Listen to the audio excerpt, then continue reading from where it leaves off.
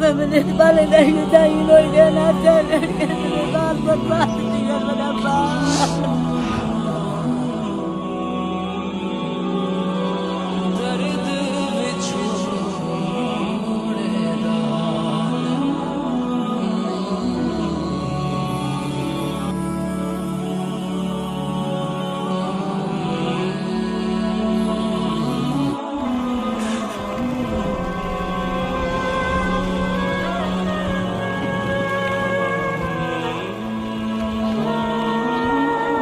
اللهم وفق إخواننا في باكستان،